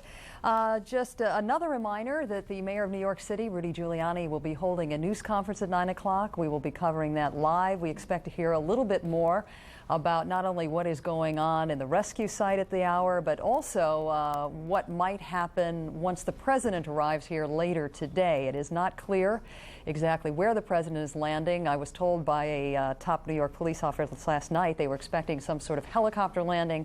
I don't know that the weather will permit that. Thunderstorms are predicted throughout the day. We will keep you posted on that. Of course, the president getting his first-hand look of what was wrought on this city. Let's go back to Miles now, who joins us from Atlanta once again. Thanks very much, Paula. Recapping the latest developments for you at this hour. Searchers say they have recovered both the voice and flight data recorders from that American Airlines 757 that crashed into the Pentagon. The U.S. Coast Guard boarded a Carnival cruise ship and detained two people said to have a history of hijacking, all part of that sweeping international dragnet that is underway. And Congress joined with the White House in an agreement that would offer New York and Virginia a $40 billion emergency aid package. There seems to be no question the U.S. will respond to these attacks. We've heard the president vow it. We've heard others in Congress insist upon it. We're joined this morning by the former NATO Supreme Allied Commander General Wesley Clark, now working as a military analyst for CNN. General Clark, thanks for being with us. Morning, Miles. The general has a very interesting op-ed piece in the Washington Post this morning. We're going to talk about that in just a moment. But first of all, when we hear these talks about these dramatic strikes, the first question is where and whom would be affected by this. Maybe we can just go through a map of the region for just a moment and get sort of the lay of the land and see how problematic it might be as a military planner trying to come up with targeting locations. Well, a lot of attention has focused on Afghanistan. Afghanistan is a country that's been racked by civil war for 2 decades. The Russians came in. The resistance movement, aided by the United States and the West, fought back. We used Pakistan as a base for this resistance movement. The Russians pulled out when the Soviet Union collapsed, and Afghanistan has been in a state of perpetual civil war ever since. Somewhere in Afghanistan, We believe that Osama bin Laden has had one or more training facilities and camps. Maybe he's located there. It's hard to believe that the government of Afghanistan doesn't know what he's doing, doesn't know where he is, and can't keep up with this. He's probably drawing support somewhere out of Pakistan. But there's a broader network that's at play here, Miles. These organizations are connected from Afghanistan in many other places in the Middle East, in Europe, in South America, in Asia, and even into the United States. And so there's regular traffic that goes back, couriers that move, money that flows, instructions, messages, technology that moves. We saw last year a strike against the American destroyer, the USS Cole, in the country of Yemen, the port of Aden. We know that was connected somehow. There are persistent rumors that Saddam Hussein may have some communications with this. We know that people come from, and Osama bin Laden is from Saudi Arabia. Others are identified as coming from other of the Gulf Coast states. There's concern about whether Iran has a role to play in this. And so it's a broad network. It's composed of many thousands of individuals, possibly with government connections, in various countries, and we've got a lot more work to do, I think, on this. It seems to me what is crucial in a situation like this is not to rely so much on fancy satellite imagery, but good, solid human intelligence to find out where these people might be at any given moment. Right. Do we have that? Well, we have very good intelligence, but some of these countries also have very good intelligence, and what we need is stronger intelligence sharing. We need to rapidly follow up the leads, and we need to crack open these terrorist cells that are located not only in the Middle East, but in Europe and in the United States, one by one, individual by individual. They need to tell us about what's going on, and then we'll run these cells back to their starting point. Well, when you do that, though, it requires a great degree of patience. The American public right now maybe is not in a patient mood. You make the analogy in your op-ed piece that if what we saw is a latter-day Pearl Harbor, there might be a desire for a latter-day Doolittle raid, the 30 seconds over Tokyo bombing raid. Is that an appropriate thing to be seeking right now? Well, it might be the right thing if we can get the right target and disrupt this organization. It might help us prevent further attacks. But it's a question of whether we can find the right targets and then how to strike them. All right, let's put the right map in the Cody telestrator there, and let's take a look at the greater Mideast here and give us a sense here, talking about this network and how difficult it is to track, how these other countries might come into play. Well, we know that you're dealing with individuals here, and they're moving from country to country and place to place, and so at various times they may have been and moved through Iraq or Syria or into various parts of the occupied territories, or through Egypt. They may have been in Cyprus or moved into Western Europe. They may have received training or instructions or money. So it's a complex web of individuals, some of whom are known to authorities in various countries. They go by different identities. They have different passports.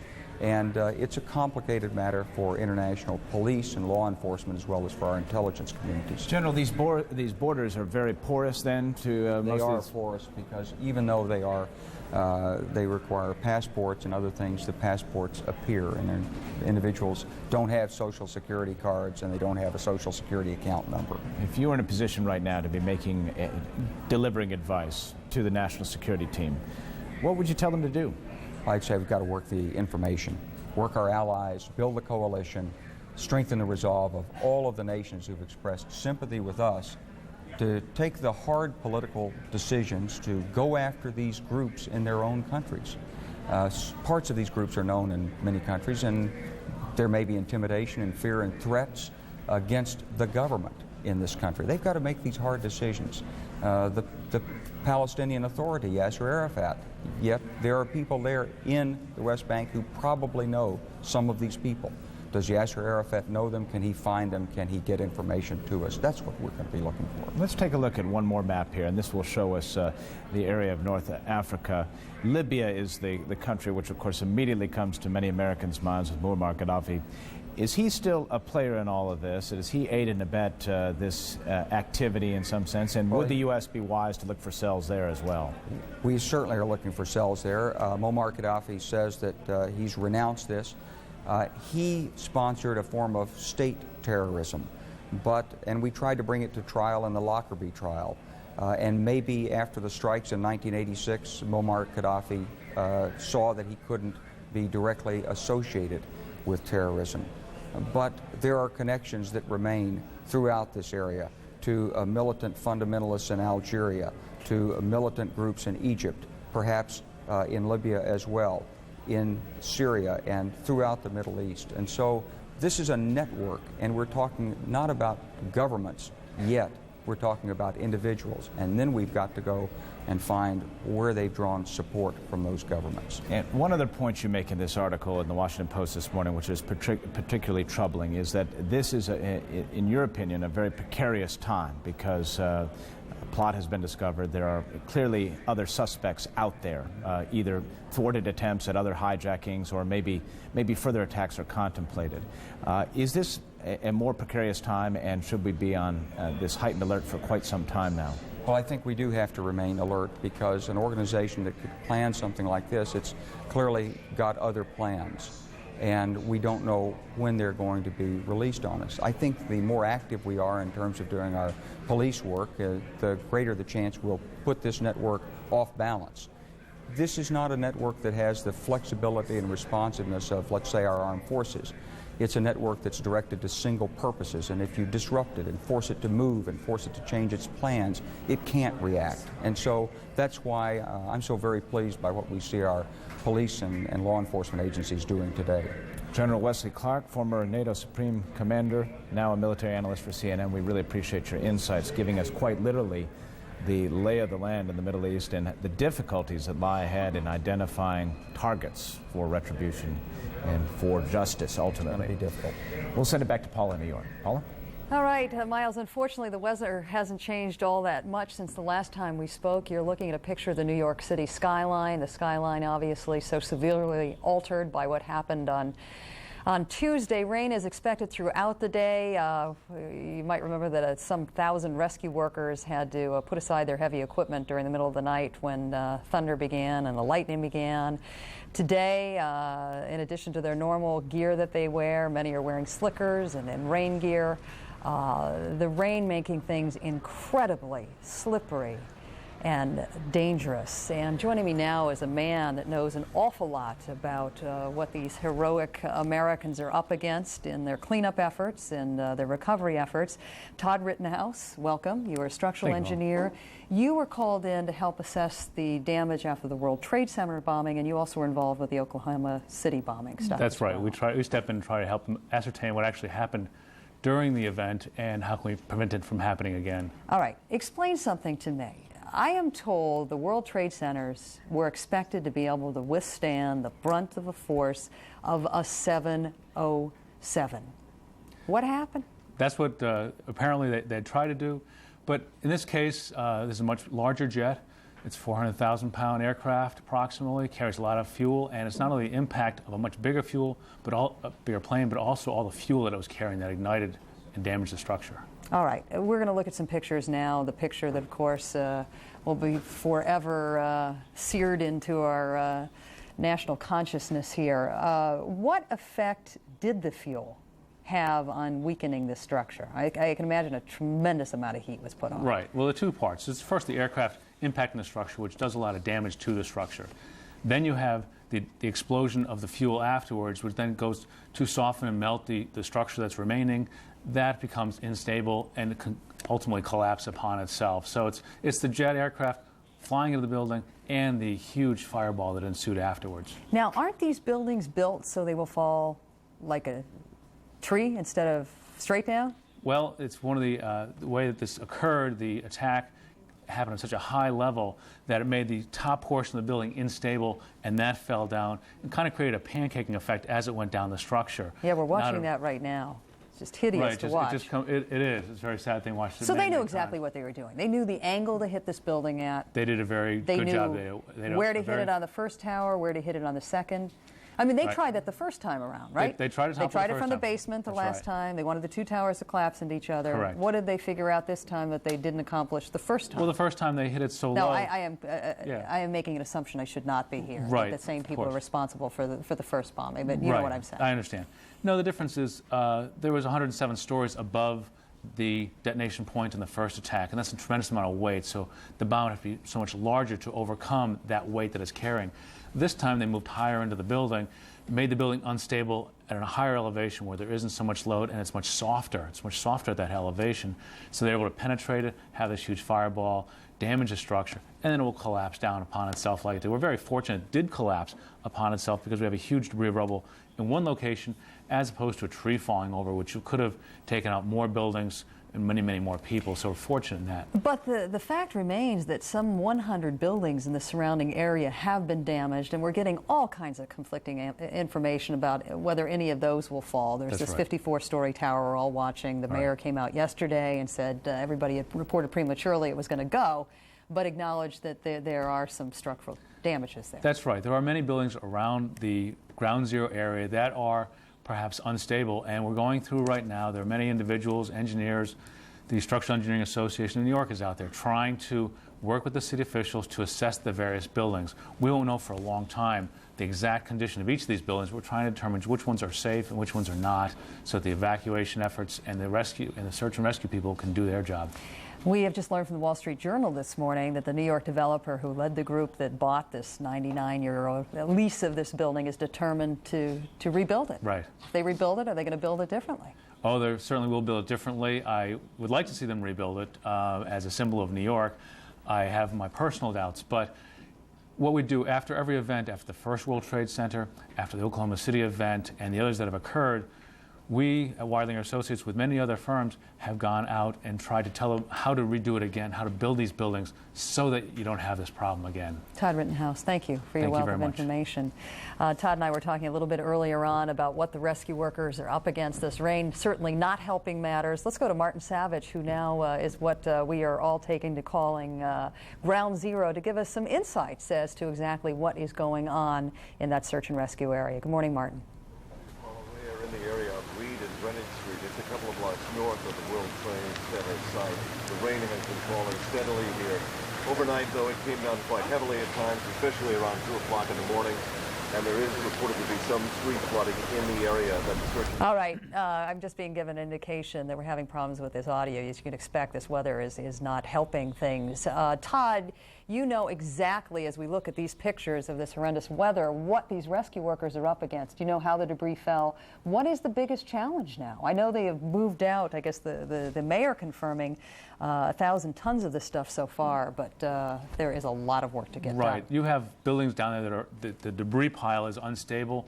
You have several things you want to be careful as you remove certain pieces that you don't cause another mini collapse in a localized area, possibly killing people that they are near to rescuing or injuring the rescue workers themselves. Now this rain has been terrible on it because it makes all those surfaces slippery. All that dust and debris that's been around is becoming muddy and very slippery, so the rescue workers are now in danger themselves. Todd, if you would, please stand by. We're going to try to bring Martin Savage back up. Martin, we couldn't hear you earlier. We think we can now. Fire away. Paula, you do hear us now from down here? Yes, I do indeed. Yeah, please go ahead. We wanted to let you know, obviously, the weather has been extremely problematic for the rescue operation that continues to be underway. A steady rainfall has been falling all night. At times, though, last night, very stormy. The winds have been gusty down here. We are at a checkpoint. It's about one of the closest points, several blocks north of the World Trade Center area, talking to volunteers, talking to 3 firefighters that have come in from Maryland, Akakie, and the fire department there. And it's Chief Gene Jordan. Chief, thank you for being with us. Thanks to your firefighters. What impact has this weather been for the effort? It's hampered it a lot. It's made it a lot more difficult to get into the area that we needed to get into. And last night they had to pull us all out when it started getting bad. We went back in late last night and left there about 4 o'clock this morning. And we're just getting ready to go back in as soon as they let us. You're up against so much already, and then Mother Nature turns on you. What does that do to the emotions and the morale? Well, it lowers the morale, of course, because everyone was in there, and as long as it was dry and everything, it was a lot easier to work with. So, of course, that was making the efforts a lot easier for us. But it may have knocked down the dust, but it made it a lot worse. Everything's heavier now. Getting the dust out and everything, and dirt and debris is going to be a lot heavier. One of the things you cannot see so obviously now is the cloud, but it really is still there. There is still fire. Yes, there is still fire. There's still fire in some adjacent buildings, small fires, and there's a lot of fires. They're going way deep into the structure. I mean, 40, 50, 60 feet, I'm sure. So the rain hasn't reached down there yet? I wouldn't think it's reached down there a lot, no. Okay. No. Well, the key question here is survivors. Have you heard anything? Have you heard of reports of noise? Any indication? Yesterday morning, they heard tapping on the beams that were, I guess, 2 beams that they heard different taps on, and they did concentrate efforts on that. We heard later on that they did rescue 1 person. I don't know everything behind that, but I know they did rescue 1. There's a lot of confusion at the site. Yeah. Catherine and Tim, I want to bring you in. One of the dramatic scenes that we've witnessed down there, you've got hundreds, sometimes thousands of people working, and the call for quiet. Describe for us what happens when all this takes place. If somebody thinks they hear something, they start yelling, raising their hands up in the air, and within a matter of seconds, everything's dead silence. People shut off the tools, the machines shut off, and just it's like a wave going across 1,000 people. This is shouted across the crowd, and it's passed from unit to unit, and everyone goes silent. Yeah, within a matter of minutes, everything is shut down. Within a minute, everything is shut down. I mean, there's thousands of rescue workers over there, and within 1 minute, because everyone knows what we need to hear, it's dead silence. And at that moment, Tim, what goes through your hearts and minds? Hoping that we'll get a response where we'll hear something, because we're sending out voice calls to them, and if they respond back to us, that's what we're hoping for. Mm-hmm. Why were you here? Our hearts are here. Our hearts are here to help. We just want to help. There's hundreds of people buried underneath this disaster, and we want to help get them out, hopefully alive. Catherine, I know you're going to have to leave soon, eventually. What will you take away? Hopefully, the memory of saving people. I don't want to think about leaving people behind. It's nice to know that we've already pulled out people alive, and that's what I want to take with me, that we've saved lives. Chief, when you leave, obviously as a firefighter, you've seen many disasters. Yeah. Nothing like this. Nothing like this. This is the most horrific sight I've ever seen. I've got 21 years on the job, and this is the worst I've ever seen. Well, we want to thank all 3 of you for being here, and we really appreciate your efforts. Okay. Thank you very much. Thank Good you. luck to you in your further work. All right, thank you. So there are many volunteers that have come from all over. They refer to the firefighters here in New York City traditionally as New York's bravest. Now they refer to all of the firefighters from wherever they have come as New York's bravest. Paula? Martin, thank you so much. I'm going to share with you some of what is in the New York papers this morning along that note as we look at pictures of the hundreds of New Yorkers that have come out in this nasty weather to volunteer. Something that I think says it all about the spirit of involvement. This comes from the New York Daily News. The title of the editorial is "This Mr. Bush is Ground Zero." Welcome to New York, Mr. President. Welcome to the world's greatest city. Welcome to a city filled with people who, despite their reputation for arrogance and for attitude, are at heart the kindest, warmest, most caring folks you'd ever want to meet. Some things will never change. Some things already have. The terrorist who struck at our heart murdered thousands, but they could not murder the American spirit. Even if they had destroyed the Statue of Liberty or the U.S. Capitol building or the White House, our strength would remain. America is not a building, a statue. It is people. It is 8 million New Yorkers, along with 272 million other Americans, and all of us are counting on you, Mr. Bush, to lead us in this time of darkness. These pictures say it all, and Michael Akou is among the hundreds of New Yorkers who have gone to many places throughout the city to volunteer. Michael, please fill us in on what everybody's doing now. I'm really touched by these people, Paula. Many of them have been standing here since 3:30 this morning. They are construction workers, they are electricians, they are steel workers, and they come from all walks of life and from all over the United States. I've talked to people from Missouri, I've talked to people from Pennsylvania and from Delaware. In fact, I'm greeted now by two gentlemen who came here who are construction workers, Chris and Drew. Yes. What happened when you went inside? What is it that you wanted to offer as a service? Any bit of help I can do. Pick up a rock, move something, give out water, anything they need. Anything they need, that's why I'm here, just to help out. How did you know to come here? Saw it on the news. I said, that's it, we're coming. So we came. Just drove around New York. Seen it on the news, sitting there with him, and just, let's go. They need help, let's go. You say that you came from Delaware. Yeah. When did you come from Delaware and how did you get here? We drove in my car yesterday.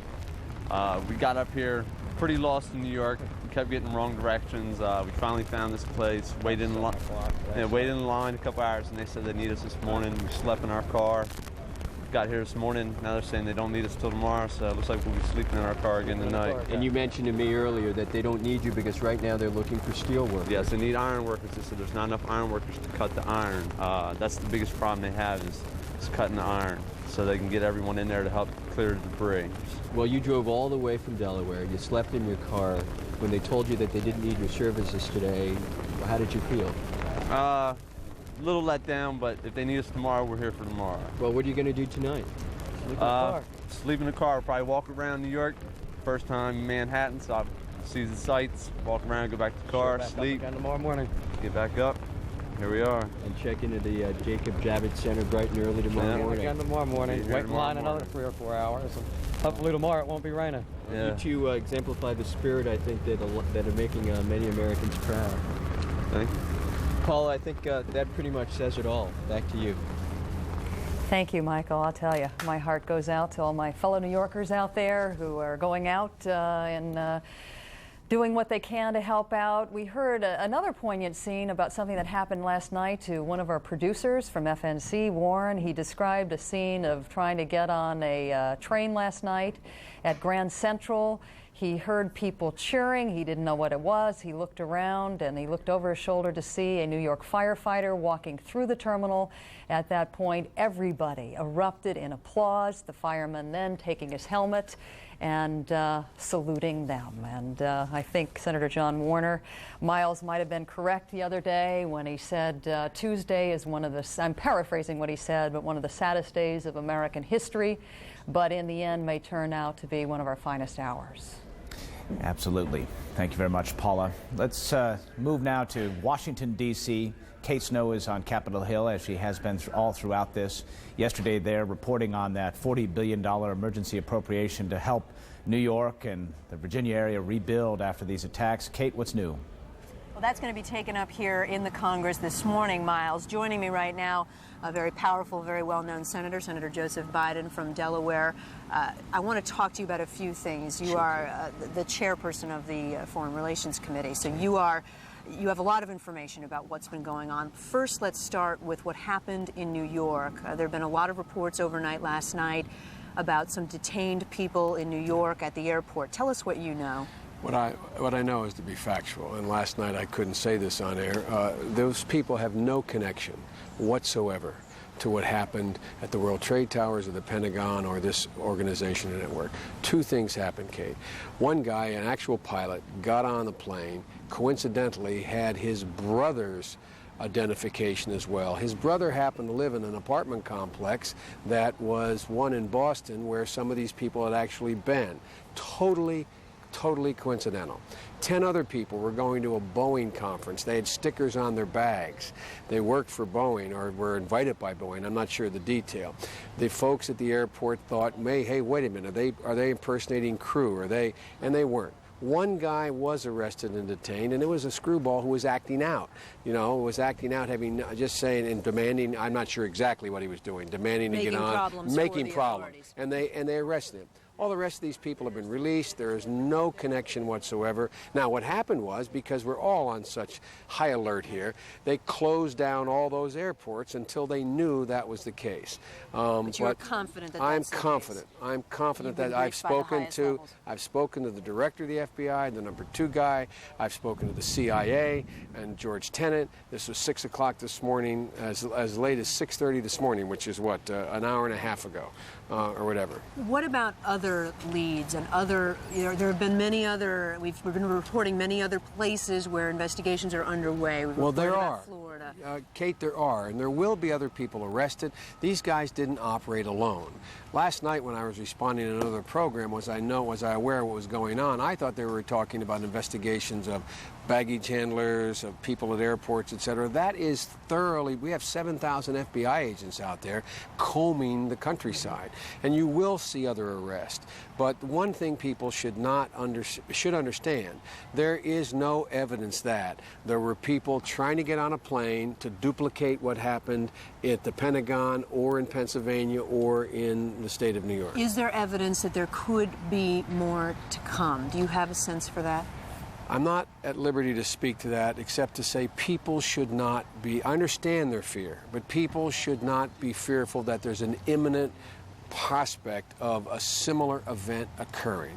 We're going to get all kinds of threats, Kate. We walked out of this building, Kate, yesterday. I was embarrassed, quite frankly, to walk out. This is when it was you were evacuated here. You were last here. evening. Now, we did something we never done before. We evacuated on the threat of a bomb scare. We've never done that before until you've actually seen something. You look and see a box, you see, and so, but everybody is on tenterhooks now, and we are, and I'm not second guessing it, but we are reacting in a way in the aftermath of this that's going to take a little bit of time to sort of climb off of. Let me go back to the investigation just for a moment, since you do know so much. What can you tell us about whether these were cells of people who knew each other, who didn't know each other? Do you have any sense for how big an organization we're talking about? Let me be careful here. We have evidence that there were a number of cells, all knowing one another, all in part of the game plan, that were able to pull off this god-awful event. I think in the next days, Kate, you'll see some very concrete evidence of that